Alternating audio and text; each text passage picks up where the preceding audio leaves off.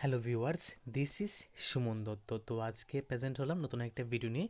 আজকে থাকছে ত্রিপুরা এসটিটি এক্সামের জন্য হিস্ট্রি থেকে কিছু গুরুত্বপূর্ণ প্রশ্ন। তো এই যে হিস্ট্রি থেকে কিছু গুরুত্বপূর্ণ প্রশ্ন, সেটা কিন্তু ধর্মীয় আন্দোলন থেকে আমি এখানে কভার করছি। তো তারপরেও কিছু গুরুত্বপূর্ণ প্রশ্ন আমি মুখে দিয়ে বলে দেবো, সেগুলো তোমরা অবশ্যই খাতায় নোট ডাউন করে রাখবে। দেখো, ইম্পর্টেন্টের মধ্যেও কিন্তু খুব ইজি প্রশ্ন আসে, আবার কঠিন প্রশ্ন আসে। তো আমি এখানে ইম্পর্টেন্ট প্রশ্নের মধ্যে ইজি আর মানে টাফ এই দুইটা কিন্তু অ্যাড করেছি। প্রথমে খুব একটি ইজি প্রশ্ন দিয়ে শুরু করলাম যে বুদ্ধদেবের ছেলের নাম কি। বুদ্ধদেবের ছেলের নাম আমরা জানি কি, রাহুল। তো বুদ্ধদেব কত বছর বয়সে সংসার ত্যাগ করেন? মাত্র 29 বছর বয়সে তিনি সংসার ত্যাগ করেন। শাক্য জাতির নায়ক কে ছিলেন? শুদ্ধোধন। কে ছিলেন? শুদ্ধোধন। বুদ্ধদেব যে সংসার ত্যাগ করেছে, সেই ঘটনাকে কি বলা হয়? সেই ঘটনাকে বলা হয় মহাবিনিষ্ক্রম। কি বলা হয়? মহাবিনিষ্ক্রমণ। ঠিক আছে। আর বুদ্ধদেবের দেহ ত্যাগের ঘটনাকে কি বলা হয়? মহাপরিনির্বাণ। কি? মহাপরিনির্বাণ।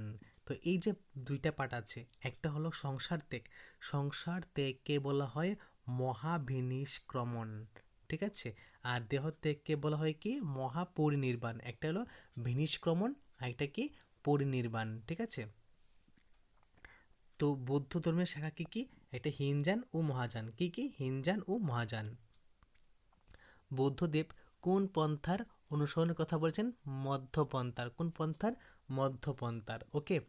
তো তার মধ্যে আমি কিছু প্রশ্ন পড়েছিলাম যে বলে দেব, সেটা তোমরা খাতায় লিখে রাখো। তো এক্সট্রা কোশ্চেনের মধ্যে বৌদ্ধ ধর্মের পূজার স্থানকে কি বলা হতো? বৌদ্ধ ধর্মে যেখানে পূজা করা হতো, সেই স্থানটাকে কি বলা হতো? সেই স্থানটাকে বলা হতো সঙ্গম। কি? সঙ্গম। মানে আমি প্রশ্ন বলছি, লিখে নাও যে বৌদ্ধ ধর্মে যেখানে পূজা করা হতো তাকে কি বলা হয়? তাকে বলা হয় সঙ্গম। মহাযান বৌদ্ধ ধর্মের প্রধান বা প্রথম প্রচারক ছিলেন। ঠিক আছে। এই যে মহাযান বৌদ্ধ ধর্মের প্রথম প্রচারক ছিলেন অশ্বঘোষ। কে ছিলেন? অশ্বঘোষ ছিলেন। তারপর বৌদ্ধ সন্ন্যাসীদের বাসস্থান কোথায় ছিল? বিহারে। তো এটা আমাদের মনে রাখতে হবে, বৌদ্ধদের বাসস্থান ছিল বিহারে, আর বৌদ্ধ ধর্মের শাখা কি ছিল? হিনজান ও মহাযান। ঠিক আছে। তো এই যে মহাবিনিষ্ক্রমণ নেন বুদ্ধদেব, ঠিক আছে, কত বছর বয়সে? মাত্র 29 বছর বয়সে। ঠিক আছে।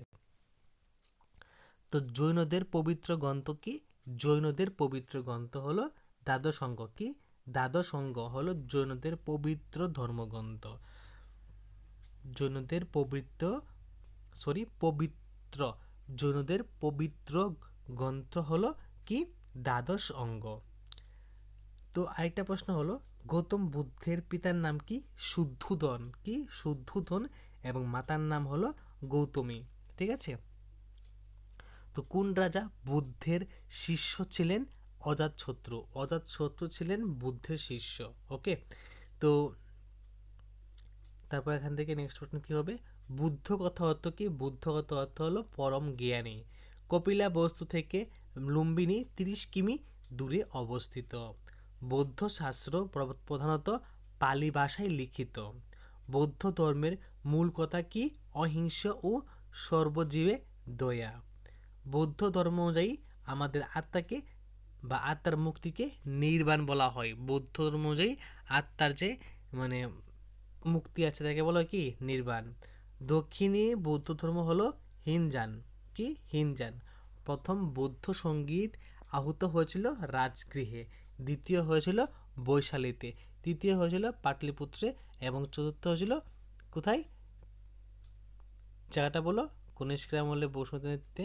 তো জায়গাটা হলো এই 4 নাম্বারটা বা চতুর্থ বৌদ্ধ সঙ্গীত হয়েছিল কাশ্মীরে। ঠিক আছে। কোথায়? কাশ্মীরে কনিষ্কের আমলে, এবং সভাপতি ছিলেন বসুমিত্র। ওকে।